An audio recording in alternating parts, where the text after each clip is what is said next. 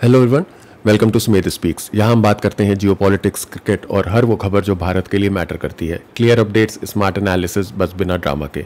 आइए बातें अपने अभी के टॉपिक पे। तो डोनाल्ड ट्रंप को शायद शांति ही नहीं मिलती है जब तक वो भारत का नाम ना लें और अपनी खुद की झूठी और खोखली तारीफ ना करें।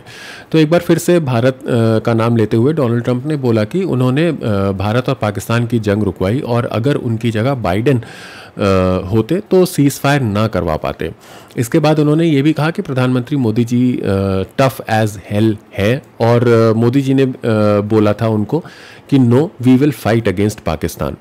देखिए, डोनाल्ड ट्रंप ने ये भी इशारा किया कि इंडिया यूएस की ट्रेड डील भी जल्दी ही होने वाली है। देखिए, ये सब ट्रेड डील का ही कारण है। धीरे धीरे डोनाल्ड ट्रंप के सुर थोड़े चेंज होने लगे हैं, मगर ट्रेड डील फाइनलाइज होने के बाद दो चीज़ें देखने वाली होगी। पहली तो ये कि ट्रेड डील की डिटेल्स क्या है, कहाँ कहाँ यूएस और भारत ने एडजस्ट किया है इस डील को पूरा होने में, और दूसरी कि ट्रेड डील फाइनल होने के बाद ट्रंप क्या कहते हैं सीज फायर के बारे में।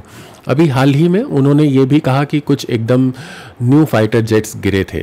ऑब्वियसली कोई भी ये ही सोचेगा कि न्यू फाइटर जेट्स तो इंडिया ने ही लिए थे, इनफैक्ट रफाल थे, मगर इस बात पे बिल्कुल भी विश्वास नहीं कीजिएगा। यहाँ डोनाल्ड ट्रंप सिर्फ रफाल की बुराई इसीलिए कर रहे हैं क्योंकि वो चाहते हैं कि भारत यूएस से ही फाइटर जेट्स खरीदे।